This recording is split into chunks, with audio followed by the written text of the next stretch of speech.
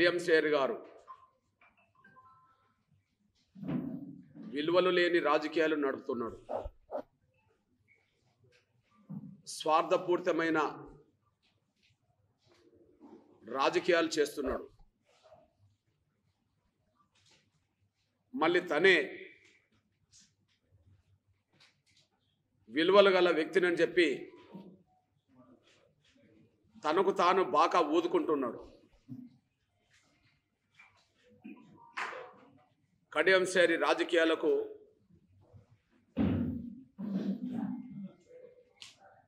స్వార్థపూరితమైన విలువలేని రాజకీయాలకు వరంగల్ ప్రజలు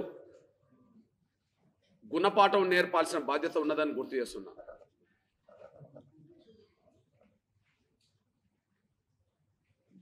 ఆయనకే విలువలు లేవు, విలువలతో కూడిన రాజకీయాలైన చేయడు. తన కోసం తన కుటుంబం కోసమే స్వార్థపూరితమైన రాజకీయాలు చేస్తాడు. మళ్ళీ తనకే ఏదో విలువలు ఉన్నట్టుగా మాట్లాడుకుంటుంటాడు. తనకు తాను భజన చేసుకుంటుంటాడు. నేను సూటిగా కడియం శ్రేయర్ గారిని సూటిగా ప్రశ్నిస్తున్నా. నీకు విలువలు ఉంటే, విలువలతో కూడిన రాజకీయాలు చేయదలుచుకుంటే ముందు స్టేషన్ గన్పూర్లో ఏ పార్టీ అభ్యర్థిగా గెలిచావో, ఇప్పుడు నువ్వు ఏ పార్టీలో చేరావో ఆ పార్టీ ద్వారా పొందిన ఎమ్మెల్యే పదవికి ముందు రాజీనామా చేసి విలువల గురించి మాట్లాడు. స్టేషన్ గన్పూర్లో బీఆర్ఎస్ అభ్యర్థిగా ఎమ్మెల్యేగా గెలిచావు. నీకు విలువలు ఉంటే, ఇప్పుడు ఎమ్మెల్యేగానే నువ్వు అనిపించుకుంటున్నావు గనక, ఎమ్మెల్యేగా నువ్వు గెలిచింది బీఆర్ఎస్ కండువా కప్పుకొని కారు గుర్తు మీద ఓటేస్తే గెలిచావు. ఇప్పుడు నీ ఒంటి మీద కాంగ్రెస్ కండువ వచ్చింది, మళ్ళీ నువ్వు ఎమ్మెల్యేగానే చెప్పుకుంటున్నావు.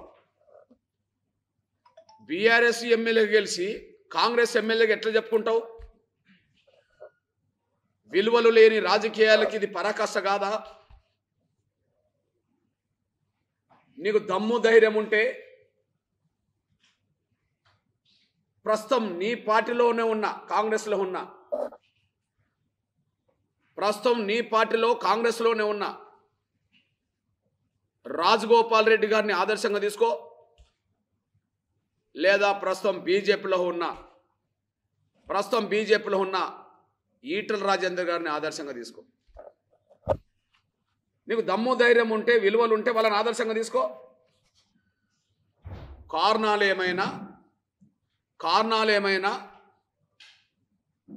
కేసీఆర్ను ఓడించే పోరాటంలో అప్పుడున్న పరిస్థితిలో కాంగ్రెస్ ఆ పని చేయలేకపోతున్నదని, కేసీఆర్ను ఓడించే ప్రయత్నంలో బీజేపీ ముందు వరుసలు ఉన్నదని ఆనాడు కాంగ్రెస్ ద్వారా గెలిచిన, చేయి గుర్తు మీద గెలిచిన మునుగోడు ఎమ్మెల్యే పదవికి రాజీనామా చేసి ఆయన బీజేపీలో చేరాడు. అందుకనే ఉప ఎన్నికలు వచ్చినాయి. ఉప ఎన్నికల్లో ఓడవచ్చు, గెలవచ్చు తర్వాత విషయం. రాజగోపాల్ రెడ్డి విలువల గల రాజకీయాలు నడిపినట్టే కదా. ఒక పార్టీ ద్వారా గెలిచి ఇంకో పార్టీలో చేరుతున్నప్పుడు ఆ గెలిచిన పదవికి రాజీనామా చేశాడు కదా. కారణాలు ఏమైనా దమ్ము ధైర్యం ఉన్న నాయకుడే రాజగోపాల్ రెడ్డి. తను మళ్ళీ గెలవచ్చు, గెలవకపోవచ్చు, కానీ పార్టీ మారుతున్నప్పుడు మాత్రం, నేను ఒక పార్టీలో గెలిచి ఇంకొక పార్టీలో చేరుతున్నప్పుడు నేను విలువలతో కూడిన రాజకీయాలు చేయాలని చెప్పి ఆయన రాజీనామా చేశాడు. ఉప ఎన్నికలు వచ్చినాయి, ఓడిపోవచ్చు, కానీ రాజగోపాల్ రెడ్డి విలువల గల రాజకీయాలే చేశాడు. రెండోది, మన పక్క నియోజకవర్గం హుజరాబాద్ నుంచి బీఆర్ఎస్లోనే గెలిచిన సోదరులు ఈటల రాజేందర్ గారు తను పార్టీ మారాలనుకున్నప్పుడు, ముఖ్యంగా కేసీఆర్ గారు గతంలో రాజన్నను అవమానకరంగా బర్తరఫ్ చేసినట్టుగానే ఈటల రాజేందర్ గారు కూడా అవమానకరంగా బర్తరఫ్ చేస్తే తన ఆత్మగౌరవాన్ని నిలబెట్టుకోవడానికి, తన వ్యక్తిత్వాన్ని చాటుకోవడానికి ఆయన బీఆర్ఎస్లో ఉండలేని పరిస్థితులు వచ్చినప్పుడు ఆయన తన ఎమ్మెల్యే పదవికి రాజీనామా చేసి బీజేపీలో చేరాడు. తద్వారా ఉప ఎన్నికలు వచ్చినాయి. ఓడినా గెలిచినా నేను విలువలతో కూడిన రాజకీయాలు చేస్తామని చెప్పి ఈటల రాజేందర్ గారు నిరూపించుకున్నాడు. ఉప ఎన్నికల్లో గెలిచాడు. ఒక పార్టీలో గెలిచి ఇంకో పార్టీలో మారుతున్నప్పుడు రాజగోపాల్ రెడ్డి గారు ఎమ్మెల్యే పదవికి రాజీనామా చేశాడు. ఓటమిని కూడా ఎదుర్కొన్నాడు. ఈటల రాజేందర్ గారు ఎమ్మెల్యే పదవికి రాజీనామా చేసిండు. ఆయన గెలిచి చూపించాడు ఉప ఎన్నికల్లో. నువ్వెందుకు పారిపోతున్నావు? నీకు వ్యక్తిత్వం ఉంటే, నువ్వు గొప్ప విలువలు గల రాజకీయ నాయకుడు అనుకుంటే అసలు నువ్వెందుకు పారిపోతున్నావు? నీకేం వ్యక్తిత్వం ఉన్నది? నువ్వు ముందుగా రాజీనామా చేయాలి కదా.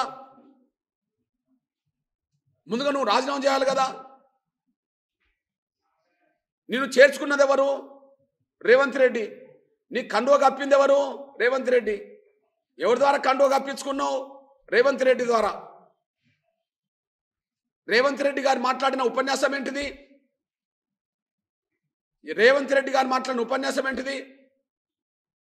ఎవరన్నా ఒక పార్టీలో గెలిచి ఇంకో పార్టీలో చేరుతున్నప్పుడు ఆ పదవికి రాజీనామా చేయకుండా ఎవరన్నా పార్టీలో చేరితే వాళ్ళను రాళ్లతో కొట్టి చంపండి అన్నాడు.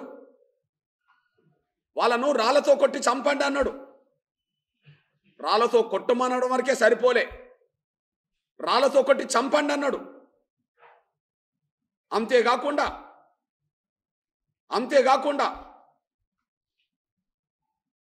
ఒక ఎమ్మెల్యే పదవికి ఒక పార్టీలో గెలిచి ఎమ్మెల్యే పదవికి రాజీనామా చేయకుండా ఇంకో పార్టీలో చేరితే రాళ్లతో కొట్టి చంపండి అనే మాట అంటున్నప్పుడు పిచ్చి కుక్కలను ఎట్లయితే కొట్టి చంపుతారో, పిచ్చి కుక్కలను తెలిసి ఎట్లయితే పిచ్చి కుక్కలను కొట్టి చంపుతారో ఆ విధంగా ఒక పార్టీలో గెలిచి ఇంకో పార్టీలో చేరుతున్నప్పుడు పిచ్చి కుక్కల్లాగా చంపండి అని కూడా రేవంత్ రెడ్డి గారు మాట్లాడిండు.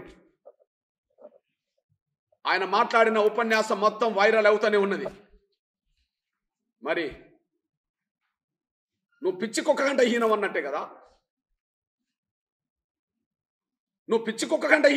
కదా. పిచ్చి కుక్కల కంటే హీనంగా కొట్టి చంపమన్న రేవంత్ రెడ్డి గారికి విలువలు లేవు. ఎమ్మెల్యే పదవికి రాజీనామా చేయకుండా ఇంకో పార్టీ కండో కప్పుకోవడం నీకు విలువలు లేవు. ఆ విషయాన్ని మర్చిపోవద్దని కూడా గుర్తు చేస్తున్నా. నేను నువ్వేదో పెద్ద నీతిపరుడులాగా, నువ్వేదో విలువలు గల రాజకీయాలు నడుపుతున్నట్టుగా పెద్ద ఫోజులు కొట్టడం అనేది బంద్ చేసుకో.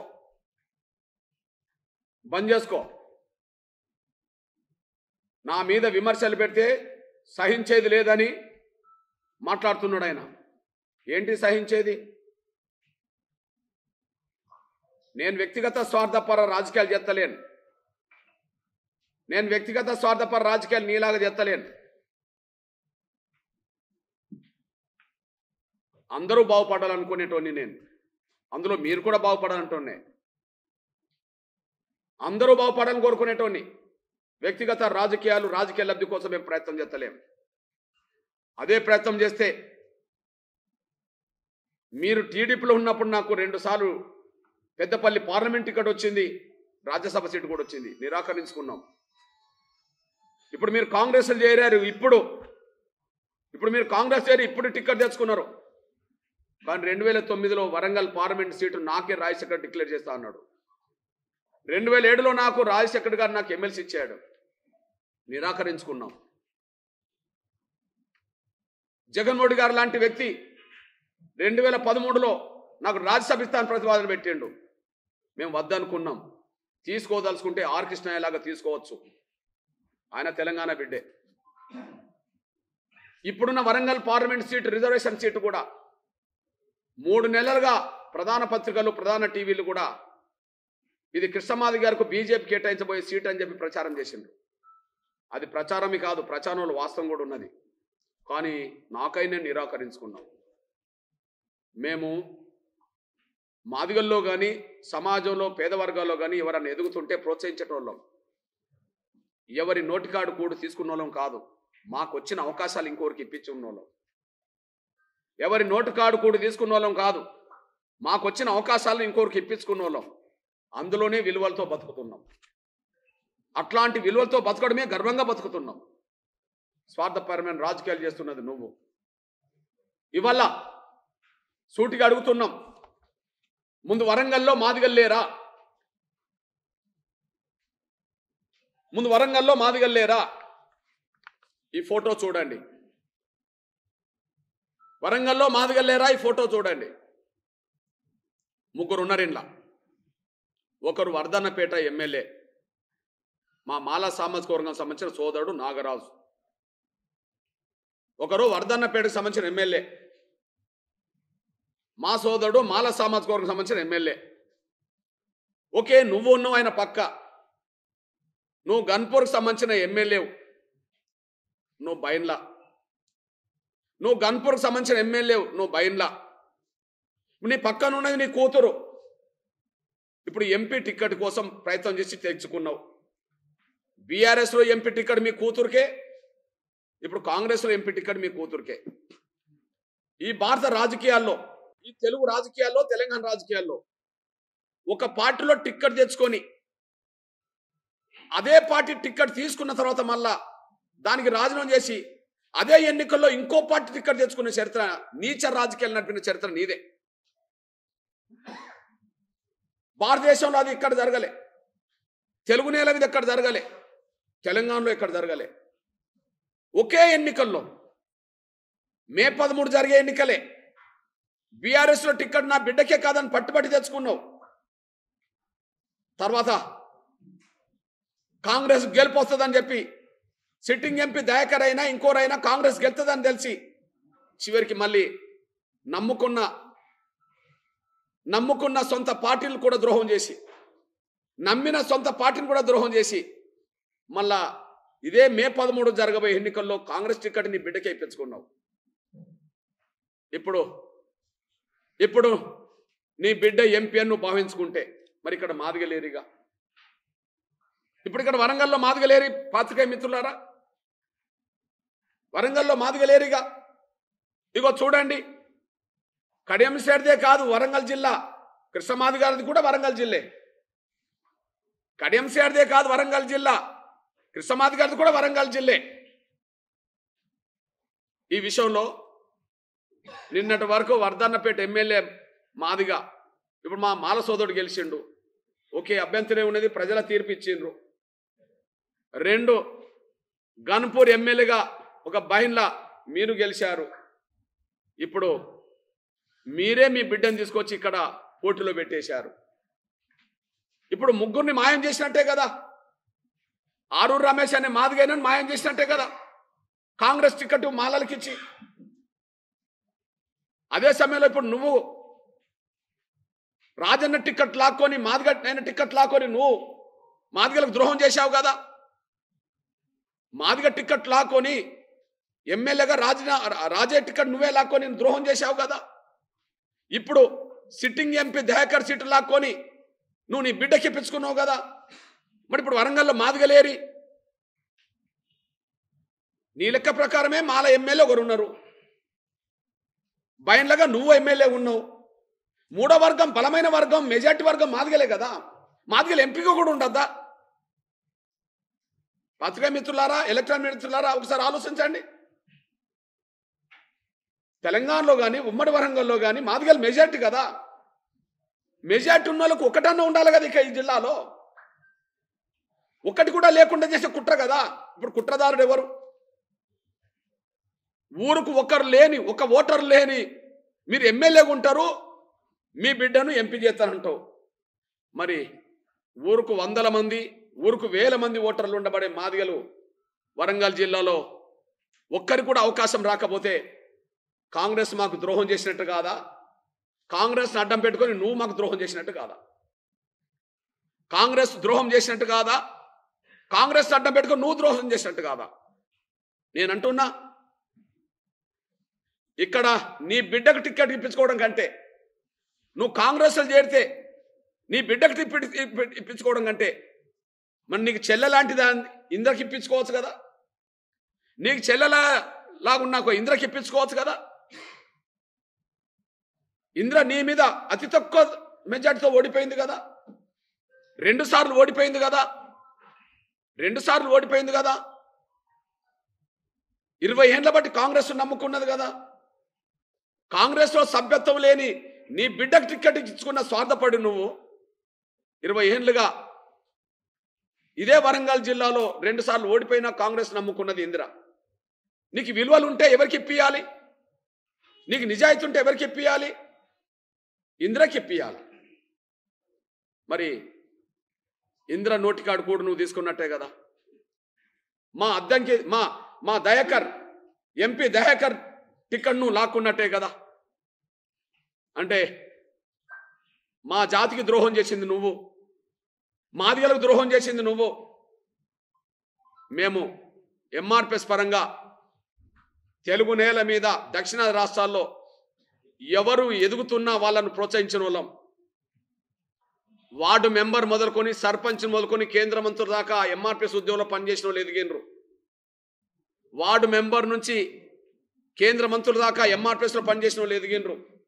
ఇక్కడ సిట్టింగ్ ఎంపీ దయాకర్ ఎంఆర్పిఎస్లో పనిచేసిన వాడే. ఇవాళ కేంద్ర మంత్రిగా ఉండబడే మురుగన్ తమిళనాడు నుంచి కేంద్ర మంత్రిగా ఉండబడే మురుగన్ ఎంఆర్పిఎస్ ఉద్యమంలో విద్యార్థి విభాగంలో పనిచేసిన వాడే. ఆధారాలు లేని ఆరోపణలు చేసేయడంలో, విలువలు లేని రాజకీయ నడపడంలో కడియం శారి ప్రధాన పాత్ర పోషిస్తున్న కనిపిస్తున్నది. బీజేపీ అధికారంకి వస్తే రిజర్వేషన్లు పోతాయట.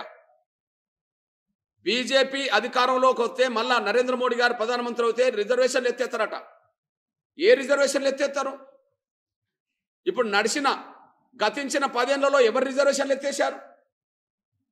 ఒక విషయం ఏంటంటే, గత ఈ 10 ఏళ్లలో ఎవరి రిజర్వేషన్లు ఎత్తేయలేదు, కానీ లేని వర్గాలకే రిజర్వేషన్లు తెచ్చాడు అతను. లేని వర్గాలకే రిజర్వేషన్ తెచ్చాడు అతను. ఉదాహరణకు ఎస్సీలకు బీసీలకు రిజర్వేషన్లు ఉన్నాయి. ఆ రిజర్వేషన్లను ఎత్తేయలే. కానీ అగ్రకులాల పేదలకు రిజర్వేషన్లు లేవు. ఈడబ్ల్యూఎస్ రిజర్వేషన్లు తీసుకొచ్చింది నరేంద్ర మోడీ గారే. అగ్రకులాల పేదలకు రిజర్వేషన్లు లేవు. ఈడబ్ల్యూఎస్ రిజర్వేషన్లు 10% రిజర్వేషన్ తీసుకొచ్చింది నరేంద్ర మోడీ గారే. దేశాన్ని ఎంతో మంది ప్రధానమంత్రులుగా పరిపాలించింది, కానీ మరి ఉన్నాయి కాపాడుతూ లేని వాళ్ళకు రిజర్వేషన్ తెచ్చింది నరేంద్ర మోడీ గారు అనే విషయం సోయిలేని వాళ్ళకు గుర్తు రాదేమో, కానీ సోయిన వాళ్ళకి మాత్రం గుర్తుంటుంది. ఇక పోతే మహిళల పక్షాన గట్టిగా నిలబడ్డది. ఈ దేశాన్ని పరిపాలించిన ఇందిరాగాంధీ గారి కంటే ఇందిరాగాంధీ గారు ఎమర్జెన్సీ తీసుకురావడానికి భయపడలేదు, కానీ ఒక మహిళ బిల్లు పెట్టడానికి మాత్రం వెనుకడుగేసింది. దేశాన్ని చీకట్లోకి నెట్టడానికి ఇందిరాగాంధీ భయపడలే. ఎమర్జెన్సీ పెట్టడానికి లక్షల మందిని అరెస్ట్ భయపడలే. కానీ ఒక మహిళా బిల్లు పార్లమెంట్లో పెట్టడానికి మాత్రం భయపడ్డది. ఒక మహిళలకు న్యాయం చేయలేదు. గత 10 ఏళ్ళు యూపీఏ ప్రభుత్వంలో 10 ఏళ్ళు యూపీఏ చైర్పర్సన్ ఉండబడి సోనియా గాంధీ గారు ఉన్నా కూడా మహిళా బిల్లు ఆమోదం పొందలేకుండా పోయింది. కానీ గౌరవ నరేంద్ర మోడీ గారు మాత్రం అనుకున్నదే తడువుగా 3 రోజులు తిరగకముందే, అనుకున్న తర్వాత 3 రోజులు తిరగకముందే లోక్సభలో రాజ్యసభలో 2 సభల్లో బిల్లులను ఆమోదం పొందించి రిజర్వేషన్లు అమలు చేయడానికి సిద్ధపడుతున్నాడు అతను. ఇప్పుడు నరేంద్ర మోడీ గారు మూడోసారి అధికారంకి వస్తే రిజర్వేషన్ పోతే అనే దానికి ఆధారం లేదు, కానీ లేని వర్గాలకే రిజర్వేషన్ తీసుకొస్తాడనే చరిత్ర మాత్రం రికార్డ్ అయిందనేసి కూడా మర్చిపోవద్దు. మరి నిన్న మొన్నటి వరకు రిజర్వేషన్లు తెచ్చిన ఆ నాయకుడు ఆ రిజర్వేషన్లు అమల్లోకి రాకముందే రిజర్వేషన్ ఎత్తేస్తాడు. ఉదాహరణకు ఈడబ్ల్యూఎస్ రిజర్వేషన్లు తీసుకొచ్చి దశాబ్దం కాలే. అసలు మహిళా బిల్లు అమలు జరిగేది 2029 నుంచి. మహిళా బిల్లు చట్టసభలకు సంబంధించిన బిల్లు అమలు జరిగేది 2029 నుంచి. మరి నరేంద్ర మోడీ గారిగా ఎవరి రిజర్వేషన్లు ఎత్తేస్తాడు? ఎస్సీ ఎస్టీలకు లేని చోట రిజర్వేషన్లు అమలు చేసే స్థాయికి తీసుకొచ్చిండు. ఎస్సీ ఎస్టీలకు దేశవ్యాప్తంగా రిజర్వేషన్లు లేవు. అంబేద్కర్ రాసిన రాజ్యాంగం ప్రకారం దేశంలో అన్ని రాష్ట్రాల్లో ఎస్సీఎస్లకు రిజర్వేషన్లు ఉండాలి. కానీ ఆర్టికల్ 370 ఉండడం వల్ల రాజ్యాంగం ప్రకారంగా ప్రత్యేక హోదా, ప్రత్యేకంగా రాష్ట్రాన్ని నడుపుకునే స్వేచ్ఛ వాళ్ళకు ఆర్టికల్ 370 జమ్మూ కాశ్మీర్కు ఉండడం వల్ల పార్లమెంట్లో చేసిన ఏ చట్టం కూడా జమ్మూ కాశ్మీర్కు వర్తించదు. పార్లమెంట్లో చేసిన ఏ చట్టం కూడా జమ్మూ కాశ్మీర్కు వర్తించదు ఆర్టికల్ 370 ఉండడం వల్ల. కానీ ఎప్పుడైతే ఆర్టికల్ 370ని రద్దు చేయించిండో, దమ్ము ధైర్యం ఉన్న నాయకుడు రద్దు చేయించిండో, ఇప్పుడు జమ్మూ కాశ్మీర్లో ఎస్సీ ఎస్టీలకు రిజర్వేషన్లు అమలు జరగబోతున్నాయి. ఇప్పుడు చెప్పండి, జమ్మూ కాశ్మీర్లో రేపు అమలు జరుగుతాయి. ఎప్పుడు? ప్రధానమంత్రి అన్నాడు కదా, అతి త్వరలోనే జమ్మూ కాశ్మీర్కు రాష్ట్ర హోదా ఇచ్చి అక్కడ ఎన్నికలు జరగబోతున్నాయని చెప్పి. ఆ ఎన్నికల్లో మొదటిసారి ఎస్సీ ఎస్టీలకు చట్టసభలకు వెళ్ళే అవకాశం రాబోతుంది. అంటే జమ్మూ కాశ్మీర్లో స్వాతంత్రం వచ్చిన కాంచి ఎస్సీ ఎస్టీలు లేరా అంటే ఉన్నారు. మరి రిజర్వేషన్లు ఉన్నాయంటే లేవు. ఎందుకు లేవు? ఆర్టికల్ 370 ఉండడం వల్ల అక్కడ రిజర్వేషన్ లేవు. ఆర్టికల్ 370 రద్దు చేసిన తర్వాత ఎస్సీ ఎస్టీలకు రిజర్వేషన్లు అక్కడ అమలు జరగబోతున్నాయి. మరి లేని చోట ఎస్సీ ఎస్టీలకు రిజర్వేషన్లు అమలు చేసే శక్తి తీసుకొచ్చింది నరేంద్ర మోడీ గారే. అగ్రకులాల పేదలకు రిజర్వేషన్లు ఇచ్చింది నరేంద్ర మోడీ గారే. మహిళా బిల్లు తీసుకొచ్చి రిజర్వేషన్లు ఇవ్వబోయేది కూడా నరేంద్ర మోడీ గారే. మరి నరేంద్ర మోడీ గారు మూడోసారి అధికారంకి వస్తే రిజర్వేషన్లు ఎత్తేస్తారనే ఒక మాట చెప్పడం అనేది కేవలం నరేంద్ర మోడీ గారిని ఆయన పరిపాలన మీద లోపాలేందో ఎక్స్పోజ్ చేసే ఆధారం లేకపోవడం వల్ల, ఆయన పరిపాలనలో లోపాలేందో ఎక్స్పోజ్ చేసే ఆధారం లేకపోవడం వల్ల అభూత కల్పనతో కూడిన, అసత్యాలతో కూడిన దుష్ప్రచారం చేసి ప్రజల ఓట్లు పొందాలని చెప్పి ఒక కుట్ర జరుగుతున్నట్టు కనిపిస్తున్నది. ఆ కుట్ర ఫలితమే ఖర్గే నుంచి మొదలుకుంటే కడియం శ్రీహరి వరకు, ఖర్గే నుంచి మొదలుకుంటే కడియం శ్రీహరి వరకు మూడోసారి ప్రధానమంత్రి అవుతే రాజ్యాంగాన్ని మారుతారని, రిజర్వేషన్లు ఎత్తేస్తారని, ప్రజాస్వామ్యానికి ప్రమాదం అవుతుందని చెప్పి అభూత కల్పనతో కూడా అసత్యాలు ప్రచారం చేసి ఓట్లు అడగడానికి ప్రయత్నం చేస్తున్నారు. ప్రజలు చైతన్యవంతులు, ప్రజలు ఆలోచిస్తున్నారు. నరేంద్ర మోడీ గారి ప్రభుత్వం వల్ల దేశ భద్రతకు గ్యారెంటీ ఉన్నది. నరేంద్ర మోడీ గారి ప్రభుత్వం వల్ల రిజర్వేషన్లకు గ్యారెంటీ ఉన్నది. నరేంద్ర మోడీ గారి ప్రభుత్వం వల్ల రాజ్యాంగానికి గ్యారెంటీ ఉన్నది. నరేంద్ర మోడీ గారి ప్రభుత్వం వల్ల స్వేచ్ఛకు కూడా గ్యారెంటీ ఉన్నది. కానీ గ్యారెంటీ లేనిది ఏంటంటే అవినీతి పరులకు స్వేచ్ఛ అనే గ్యారెంటీ లేదు, లేదా ఉగ్రవాదులకు స్వేచ్ఛ గ్యారెంటీ లేదు. గ్యారెంటీ మాత్రం పేద వర్గాలకు ఉన్నది. ఆ విషయాన్ని మర్చిపోద్దని చెప్పి నేను స్పష్టంగా చెప్తున్నాను. ఎన్నిసార్లు కాంగ్రెస్ రాజ్యాంగానికి వ్యతిరేకమని చెప్పి, ఎన్నిసార్లు ప్రజాస్వామ్యానికి వ్యతిరేకమని చెప్పి, ఎన్నిసార్లు నిర్బంధం పెట్టింది, ఎమర్జెన్సీ పెట్టింది కాంగ్రెస్ అని చెప్పి శ్రీహరి మాట్లాడలే. టీడీపీలో ఉన్నప్పుడు ఎవరిని ప్రధాన శత్రుగా మాట్లాడిండు కడియం శ్రీహరి? బీఆర్ఎస్ లో ఉన్నప్పుడు ఎవరిని ప్రధాన శత్రుగా మాట్లాడిండు? ఏ ప్రభుత్వం కూలిపోతుందని చెప్పిండు? టీడీపీలో ఉన్నప్పుడు కాంగ్రెసే ప్రధాన శత్రు. ప్రతిపక్షం, అధికార పక్షంలో కాంగ్రెస్ ఉంటే ప్రతిపక్షం టీడీపీ. ఉమ్మడి ఆంధ్రప్రదేశ్లో టీడీపీ అధికార పక్షం అయితే ప్రతిపక్షం కాంగ్రెస్. నువ్వు టీడీపీలో ఉన్నప్పుడు ఎవరిని విమర్శించావు? కాంగ్రెస్ని విమర్శించావు. కాంగ్రెసే ప్రజాస్వామ్యానికి వ్యతిరేకం అని చెప్పావు. కాంగ్రెసే ఎమర్జెన్సీ తీసుకొచ్చిందని చెప్పావు. ఆ మాటలు మర్చిపోతావా? రుజువులు ఉన్నాయి కదా. బీఆర్ఎస్లో ఉన్నప్పుడు నిన్నటి వరకు, మొన్నటి వరకు ఏ ప్రభుత్వం కూలిపోతుందని చెప్పావు? కాంగ్రెస్ ప్రభుత్వమే కూలిపోతుందని చెప్పావు. నువ్వే చెప్పావు. రాజ్యాంగానికి ప్రమాదం వచ్చిందంటే ఎమర్జెన్సీ పీరియడ్లోనే, ఇందిరాగాంధీ పీరియడ్లోనే. ఈ 10 ఏళ్లలో ఏ రాజ్యాంగానికి ప్రమాదం రాలే. ప్రజాస్వామ్యానికి ప్రమాదం వచ్చిందంటే ఇందిరాగాంధీ తీసుకొచ్చిన ఎమర్జెన్సీ వల్లనే ప్రజాస్వామ్యానికి ప్రమాదం తీసుకొచ్చింది. నరేంద్ర మోడీ గారి ప్రభుత్వంలో ఏ ప్రజాస్వామ్యానికి ప్రమాదం రాలే. కాకపోతే నేను గమనిస్తున్నా ఈ 10 ఏళ్లలో నరేంద్ర మోడీ గారి కేంద్ర ప్రభుత్వాన్ని చూసి 2 శక్తులు వాళ్ళకు నిద్ర పట్టకుండా పోతున్నాయి. 2 శక్తులకు గౌరవ నరేంద్ర మోడీ గారు ప్రధానమంత్రి అయినాక 2 రకాల శక్తులకు నిద్ర పట్టకుండా పోతున్నది. కళల్లో కూడా నరేంద్ర మోడీ గారిని చూసి కలవరిస్తున్నారు, భయపడుతున్నారు. ఆ 2 శక్తుల్లో ప్రధాన శక్తి ఏంటంటే దేశాన్ని అస్థిరపరచాలనుకున్న ఉగ్రవాదులకు ఇవాళ నిద్ర పట్టకుండా పోయింది. దేశాన్ని అస్థిరపరచాలనుకున్న పాకిస్తాన్ ప్రోత్సాహంతో దేశంలో చొరబడి అస్థిరత్వాన్ని తీసుకురావాలనుకున్న ఉగ్రవాదులకు నిద్ర పట్టకుండా పోయింది. ఆ ఉగ్రవాదులను పంపాలనుకున్న పాకిస్తాన్కి ఇప్పుడు నిద్ర లేకుండా పోతున్నది. ఉగ్రవాదులకే కాదు, ఉగ్రవాదులను ప్రోత్సహించాలనుకున్న, దేశాన్ని అస్థిరత్వం నెట్టాలనుకున్న పాకిస్తాన్కే నిద్ర పట్టకుండా పోతున్నది. అంటే ఉగ్రవాదుల జాడ అడ్రస్ లేకుండా పోతున్నది. వాళ్ళని ప్రోత్సహించాలనుకున్న పాకిస్తాన్కు నిద్ర లేకుండా పోతున్నది. అందుకనే డైరెక్ట్ చైనా రంగం మీదకి రాబోతున్నది. అట్లాంటి చైనాను ఎదుర్కొనే దమ్ము నరేంద్ర మోడీ గారికి ఉంటుందే కానీ ఇంకా ఎవరికి ఉండదనే విషయం స్పష్టంగా రుజువుతున్నది. రెండోది ఎవరికి నిద్ర పట్టకుండా పోతున్నది, ఈ దేశంలో అవినీతికి పాల్పడ్డ వాళ్ళను నిర్దాక్షిణ్యంగా జైల్లో పెడుతున్నది. కాంగ్రెస్ గత 10 ఏళ్ల కాంగ్రెస్ పాలనలో గౌరవ నరేంద్ర మోడీ గారు ప్రధానమంత్రి కాకముందున్న 10 ఏళ్ల పాలనలో నిత్యం ఏదో స్కామ్ అంటూ దేశ ప్రజల ముందు రోజు స్కామ్ల గురించి మాట్లాడేది. దేశ ప్రజలు ప్రతిరోజు ఒక స్కామ్ గురించి చర్చించేది. కానీ వాళ్ళ అవినీతి పరులను వాళ్ళు ఎమ్మెల్యేలా, ఎంపీలా, మంత్రులా, ముఖ్యమంత్రులను చూడకుండా ఖచ్చితంగా జైల్లో పెడుతున్నది గౌరవ నరేంద్ర మోడీ గారి ప్రభుత్వమే. అంటే ఇక్కడ నిద్ర పట్టకుండా పోతున్నది ఎవరికి? దేశాన్ని అస్థిరత్వంలోకి తీసుకెళ్లాలనుకున్న వాళ్ళకు నిద్ర పట్టకుండా పోతున్నది. వాళ్ళు ఉగ్రవాదులను ప్రోత్సహించే పాకిస్తాన్ ఉగ్రవాదులకు ఇప్పుడు అడ్డా లేకుండా పోయింది, పాకిస్తాన్కు దిక్కు లేకుండా పోయింది. అవినీతి పరులు ఎంతటోళ్ళైనా బయట ఉండే పరిస్థితి లేదు, వాళ్ళు జైలుకి వెళ్ళే పరిస్థితి వచ్చింది. నిజంగా చెప్పాలంటే ఇప్పుడు ఏ పార్టీలో ఉన్నా, ఇవాళ ఏ పార్టీలో ఉన్నా, ఏ ప్రభుత్వంలో ఉన్నా అవినీతికి పాల్పడితే ఏదో రకమైన కఠిన చర్యలు గౌరవ నరేంద్ర మోడీ గారి ప్రభుత్వంలో ఉంటాయని చెప్పి వాళ్ళు ఇవాళ ఒళ్ళు దగ్గర పెట్టుకొని జాగ్రత్తగా వాళ్ళు ముందుకెళ్తున్నారు. ఇది మనం చూస్తున్నాం ఇప్పుడు.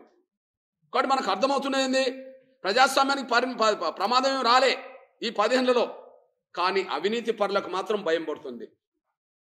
రాజ్యాంగానికి ప్రమాదం రాలే, కానీ దేశాన్ని అస్థిరత్వం తీసుకెళ్లాలనుకున్న వాళ్ళకి నిద్ర పట్టకుండా పోతున్నది. అందువల్ల మళ్ళీ నరేంద్ర మోడీ గారు మూడోసారి ప్రధానమంత్రి అవుతేనే దేశ భద్రత, దేశ గౌరవం, దేశ అభివృద్ధి మరింత ముందుకు సాగుతుంది.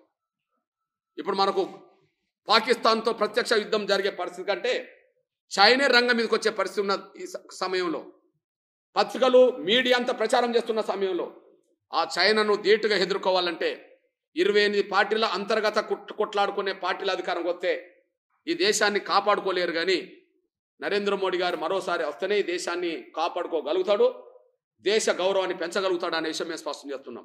అంటే ఎంఆర్పిఎస్లో పనిచేసే వాళ్ళు ఏ పార్టీలన్నా ఎదుగుతుంటే మేము గర్వంగా స్వీకరిస్తాం, వాళ్ళని ప్రోత్సహిస్తాం.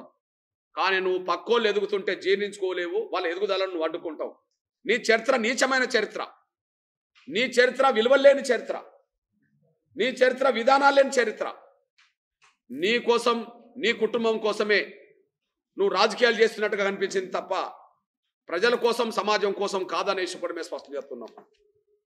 ఈ నేపథ్యంలో మళ్ళీ వరంగల్ బిడ్డలుగా చెప్తున్నాం. రెండో విషయం, పాత్రికేయ మిత్రులారా, 3 కుటుంబాల కోసం మాదిగల్ని మోసం చేసింది కాంగ్రెస్. 3 కుటుంబాల కోసం మాదిగల్ని మోసం చేశారు.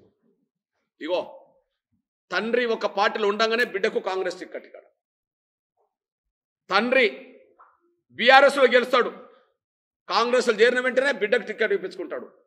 అంటే కుటుంబ రాజకీయాలను కాంగ్రెస్ ప్రోత్సహిస్తున్నది కదా, కుటుంబ రాజకీయాలకే కాంగ్రెస్ పార్టీ విలువనిస్తున్నది కదా, కుటుంబ రాజకీయాలకే కాంగ్రెస్ పెద్ద పెట్టేస్తుంది కదా.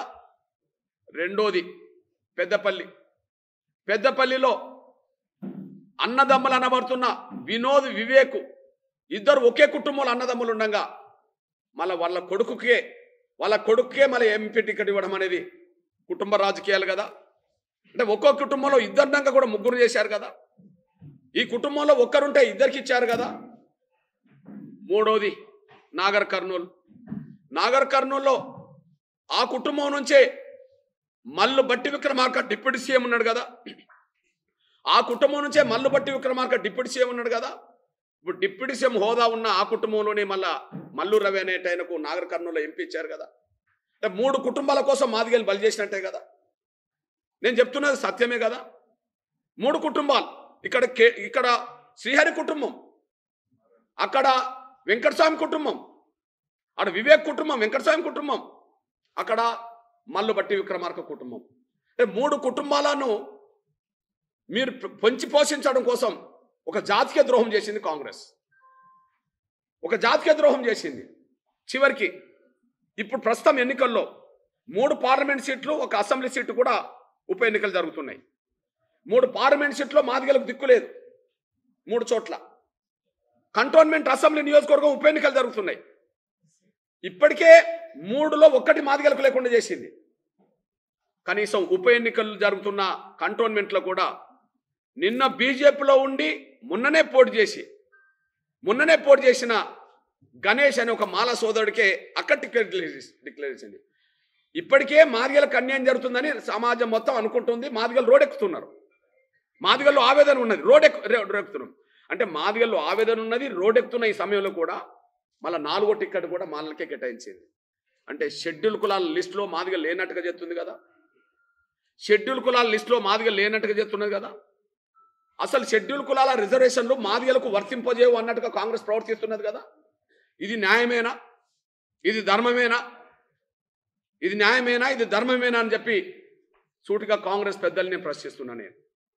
ఈ నేపథ్యంలో ఇకపోతే నన్ను అంటున్నారు రాజ్యాంగాన్ని మార్స్తామన్నా, ప్రజాస్వామ్యాన్ని కూని చేస్తున్నా, రాజ్యాంగాన్ని మార్స్తామన్నా ప్రజాస్వామ్యాన్ని కూని చేస్తున్నా బీజేపీకి మీరు ఎట్లా సపోర్ట్ చేస్తారు?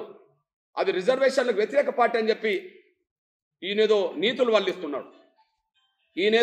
వల్లిస్తున్నాడు. సూటిగా సమాధానం చెప్పిండు ప్రధానమంత్రి నరేంద్ర మోడీ గారు. రాజ్యాంగమే మాకు ప్రామాణికం, రాజ్యాంగమే ప్రామాణికం. ఒకవేళ డాక్టర్ బాబాసాహెబ్ అంబేద్కర్ మళ్ళా పుట్టినా ఆయన రాసిన రాజ్యాంగాన్ని మార్చలేడు, అంత గొప్ప రాజ్యాంగం ఆయన అన్నమాట. జమ్మూ కాశ్మీర్లో ఆయన అన్నమాట, మాకు భగవద్గీత అయినా, బైబిల్ అయినా, ఖురాన్ అయినా, ఏదైనా రాజ్యాంగమే అని చెప్పేశాడు. మాకు భగవద్గీత అయినా, ఖురాన్ అయినా, బైబిల్ అయినా, ఏదైనా మాకు రాజ్యాంగమే అని చెప్పేశాడు. నేను అంటున్నా, రాజ్యాంగ సూత్రాలకు లోబడి కాకుండా రాజ్యాంగాన్ని ధిక్కరించి పరిపాలించేది కాంగ్రెసే. ఎమర్జెన్సీ తీసుకొచ్చింది. ప్రజాస్వామ్య పరిరక్షణ కోసం దేశంలో ఎక్కడ రోడ్డెక్కలే ప్రజలు ఇప్పుడు. కానీ ఇందిరాగాంధీ గారు ఎమర్జెన్సీ పెట్టినప్పుడు మాత్రం లక్షల మందిని నిర్దాక్షిణ్యంగా అణిచేసింది. వేలాది మందిని బూటకు ఎన్కౌంటర్లో చంపేసిన ఎమర్జెన్సీ కాలం మన తెలంగాణ కూడా చూసింది. వేలాది మంది, లక్షలాది మందిని నిర్బంధం పెట్టి జైల్లో పెట్టింది కాంగ్రెస్ ప్రభుత్వమే. అంటే ప్రజాస్వామ్యం గురించి మాట్లాడే నైతిక హక్కు నిన్న కాంగ్రెస్లో చేరిన వ్యక్తికి లేదు. నా ఒంటి మీద మీరు మొదటి నుండి చూస్తుండ్రు, ఈ కండువా నాకు ఎప్పుడు మారలేదు కదా. కడియం శ్రీ ఒంటి మీద టీడీపీ కండువా, బీఆర్ఎస్ కండువా, ఇప్పుడు కాంగ్రెస్ కండువా వచ్చింది. స్వార్థం కోసం, వ్యక్తిగత లబ్ధి కోసం నిత్యం కండువలు మార్చుకునే వ్యక్తి కడియం శ్రీ. కానీ ఒక లక్ష్యం కోసం ఈ కండువ పెట్టుకున్నాను. ఆ లక్ష్య సాధన కోసం ఎవరు సహకారం చేస్తా అంటే వాళ్ళకి నేను సహకరిస్తున్నాను. ఎగ్జాంపుల్, తెలంగాణ రాష్ట్ర ఉద్యమం బలంగా జరుగుతున్న రోజుల్లో కేసీఆర్ అన్న మాట ఏంది? తెలంగాణను సాధించడం కోసం బొంత పురుగునైనా ముద్దాడతాను అన్నాడు. తెలంగాణను సాధించడం కోసం బొంత పురుగునైనా ముద్దాడతాను అన్నాడు. తెలంగాణకు మద్దతు అంటే బొంత పురుగుతోటైనా కలిసి పనిచేస్తాను అన్నాడు కదా. మరి కేసీఆర్ ఒకనాడు కాంగ్రెస్తో పొత్తు పెట్టుకున్నాడు, అదే కేసీఆర్ మళ్ళీ టీడీపీతో పొత్తు పెట్టుకున్నాడు. మనందరూ తెలుసు 2004లో కాంగ్రెస్తో పొత్తు పెట్టుకున్నాడు. రాజశేఖర్ గారి ప్రభుత్వంలో కూడా మంత్రులను చేసుకున్నాడు. ఆయన కేంద్ర మంత్రి కూడా కాగలిగాడు. కానీ అదే తెలంగాణ ఇవ్వకపోతే మళ్ళీ కాంగ్రెస్కు విభేదించి బయటకు వచ్చి మళ్ళీ టీడీపీతో పొత్తు పెట్టుకున్నాడు. అందరు తెలుసు. మరి అప్పుడు కడియం శ్రీ ఎక్కడున్నాడు? ఒకనాడు టీడీపీలో ఉన్నాడు, తర్వాత బీఆర్ఎస్లో చేరాడు. ఇప్పుడు ఎక్కడున్నాడు? కాంగ్రెస్లో చేరాడు. నేను అంటున్నా, తెలంగాణ రాష్ట్రాన్ని సాధించడం కోసం బొంత పురుగునైనా ముద్దాడడం కరెక్టే అవుతే, ఎస్సీ వర్గీకరణ సాధించడం కోసం ఎవరు ముందుకొచ్చి మాకు సహకారం చేస్తా అన్నా వాళ్ళకి సహకరించడం నాది కూడా కరెక్టే కదా. ఎన్నికల సమయంలో ఒక్కొక్క పార్టీకి మద్దతు ఇవ్వడం అంటే, మరి మీరు టీడీపీ బీజేపీ పొత్తులో ఉన్నప్పుడే ఎంఆర్పీ సపోర్ట్ చేసింది కదా. 98, 99 ఎన్నికల్లో టీడీపీ బీజేపీ అలయన్స్ బ్రదర్, అప్పుడు మీకు మద్దతు ఇచ్చాం కదా. మరి అప్పుడు బీజేపీ ద్వారా రాజ్యాంగం మారలేదు కదా. ఇప్పుడు మార్చే పరిస్థితి లేదని నరేంద్ర మోడీ గారు అంటుండు కదా. ఓకే, అంటే ఎస్సీ వర్గీకరణ కోసం ఎవరు ముందుకు వచ్చినా వాళ్ళకి సపోర్ట్ చేశాను. నువ్వు కాంగ్రెస్ను తిడుతున్న రోజుల్లో నేను కాంగ్రెస్కి మద్దతు ఇచ్చాను. ఎందుకు? రాజశేఖర్ గారు వర్గీకరణ చేపిస్తామని హామీ ఇస్తే కేంద్ర ప్రభుత్వం కూడా వాళ్ళదే కాబట్టి చేపిస్తా అంటే నేను సహకారం చేశాను. అవును, తెలంగాణ ఇస్తామంటే కాంగ్రెస్కు మద్దతు ఇచ్చింది కాదా టీఆర్ఎస్? ఇవ్వకపోతే వ్యతిరేకించింది కాదా? కాబట్టి టీడీపీకి మద్దతు ఇచ్చిన రోజుల్లో నువ్వు టీడీపీలో ఉన్నావు, కాంగ్రెస్ను తిడుతున్న రోజుల్లో నేను కాంగ్రెస్ మద్దతు ఇచ్చా. ఇప్పుడు నువ్వు కాంగ్రెస్లో వచ్చినప్పుడు కేంద్రం బీజేపీది కాబట్టి బీజేపీ వర్గీకరణ చేస్తానది కాబట్టి నేను సపోర్ట్ చేస్తున్నా. నేను లక్ష్యం కోసం నేను ఉద్యమాన్ని నడుపుతున్నాను, నీ స్వార్థం కోసం నువ్వు కండవాలు మార్చుకుంటున్నావు. నాది లక్ష్యం. ఇప్పుడు మన ఇష్టమన్నా లేకపోయినా కేసీఆర్ అయితే ఆ ఒంటి మీద అదే కండవ పెట్టుకొని నడిపిండు కదా ఉద్యమాన్ని. ఒంటి మీద అదే కండవ పెట్టుకున్నాడు కదా. నా ఒంటి మీద లక్ష్యం, నా కండవ నాకే ఉన్నది కదా. లక్ష్య సాధన కోసం మార్గాలు వేసుకుంటున్నావు, కానీ నీ స్వార్థం కోసం నువ్వు పార్టీలు మారుతున్నావు. ఎవరి స్వార్థం కోసం పార్టీలు మారినావు చెప్పండి? తెలంగాణ పీక్ స్టేజ్ ఉద్యమం జరిగేంత వరకు పిల్లలు త్యాగాలు చేస్తున్న రోజుల్లో, జైల్లో పడుతున్న రోజుల్లో, లాఠీ దెబ్బలు తింటున్న రోజుల్లో, రోడ్ ఎక్కుతున్న రోజుల్లో నువ్వు చంద్రబాబు నాయుడు వత్తాసు పలికి మాట్లాడినావు. కానీ తెలంగాణ రాబోతుందని తెలిసిన తర్వాత మాత్రమే నువ్వు మళ్ళా ఇక్కడ ఉంటే లాభం లేదని చెప్పి నువ్వు పార్టీ మారి మళ్ళీ బీఆర్ఎస్ చేరావు. నిజంగా చెప్పాలంటే మన ఇష్టం లేకపోయినా అసలు బీఆర్ఎస్లో ఏం తక్కువైంది? నాకు ఏం తక్కువైంది? ఎమ్మెల్సీ చేసే, నిన్ను ఎంపీ చేసే, నిన్ను ఉప ముఖ్యమంత్రి చేసే, నిన్ను ఎమ్మెల్యే చేసే, అసలు టీడీపీ కంటే ఎక్కువ లబ్ధి పొందింది ఇక్కడనే కదా. అవును, నిజాయితీ పరులు కష్టాలున్న చోటనే ఉంటారు, విలువలు గల్లోళ్ళు కష్టాలున్న చోటనే ఉంటారు. నిజాయితీ విలువలు లేని వాళ్ళు కష్టాలు వచ్చిన వెంటనే పారిపోతారు. ఇప్పుడు ఎవరిని వదిలి పారిపోయిండ్రు? కేసీఆర్ని వదిలి పారిపోయిండు కదా. కేసీఆర్ కష్టాల్లో ఉన్నాడు అనుకుందాం, బీఆర్ఎస్ కష్టాల్లో ఉన్నది అనుకుందాం. ఆయన ద్వారా లబ్ధి పొందిన నువ్వు కష్టాలున్న సమయంలో కదా ఆయన పక్కన ఉండాల్సింది, కష్టాలున్న సమయంలో కదా ఆయనకు తోడు ఉండాల్సింది.